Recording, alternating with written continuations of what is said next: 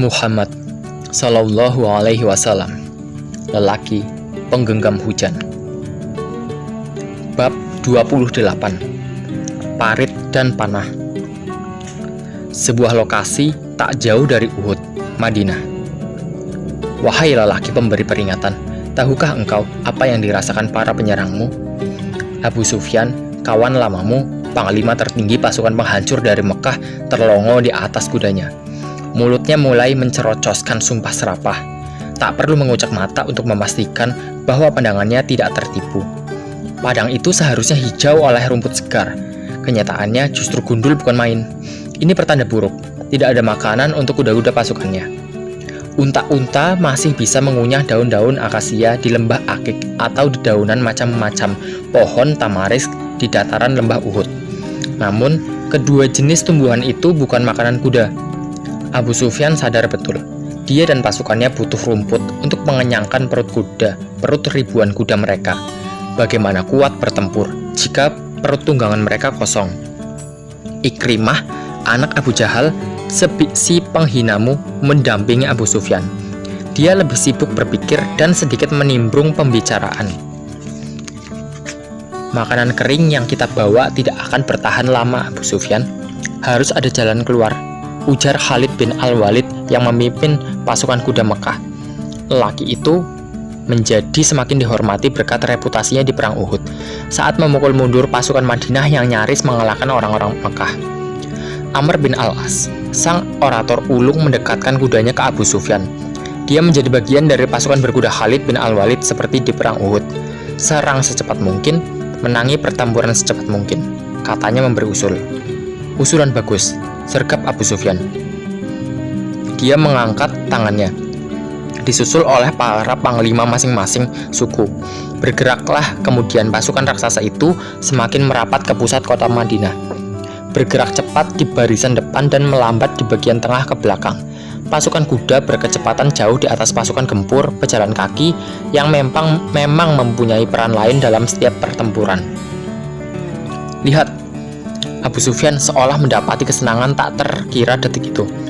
Matanya membeliak, senyumnya menyeringai. Muhammad dan orang-orangnya melakukan kesalahan yang akan mereka sesali seumur hidup. Telunjuk Abu Sufyan menjadi pemandu orang-orang di sekitarnya.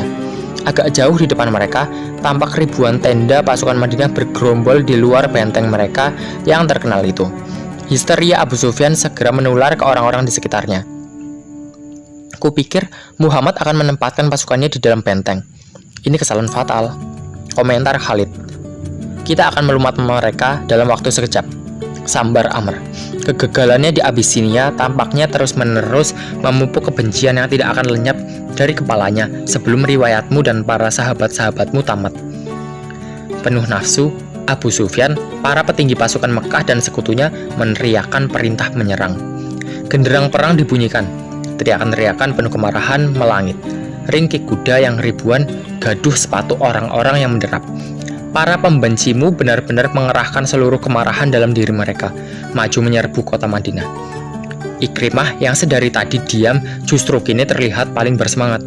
Memori kematian bapaknya, Abu Jahal, di perang Badar membakar kemarahannya sampai ke ubun-ubun. Bersiaplah untuk berperang. Engkau akan mengetahui siapa kesatria sesungguhnya. Kegaduhan itu sekonyong-konyong terhenti oleh sebuah perkembangan yang seolah jatuh dari langit. Tiba-tiba dan jauh dari dugaan, barisan pertama pasukan Mekah dan sekutunya mengerem langkah mereka seketika. Gerakan mendadak itu sempat membuat kekisruhan di barisan tengah. Badan-badan pertumbukan, senjata-senjata berdentingan, dan ringkik kuda saling sahut demikian ribut. Abu Sufyan membelalakkan matanya, seolah dia baru saja melihat fenomena paling mencenggangkan sepanjang umurnya. Kenyataannya memang begitu.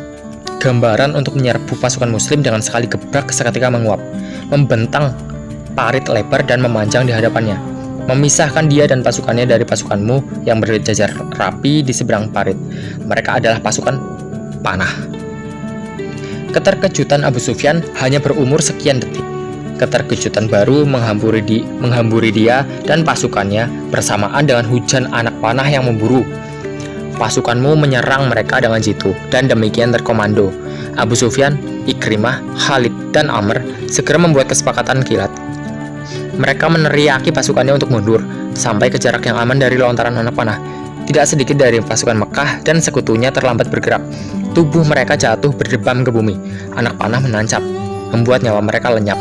Kekacauan memporak-porandakan pasukan Abu Sufyan. Tidak ada pilihan, harus mundur.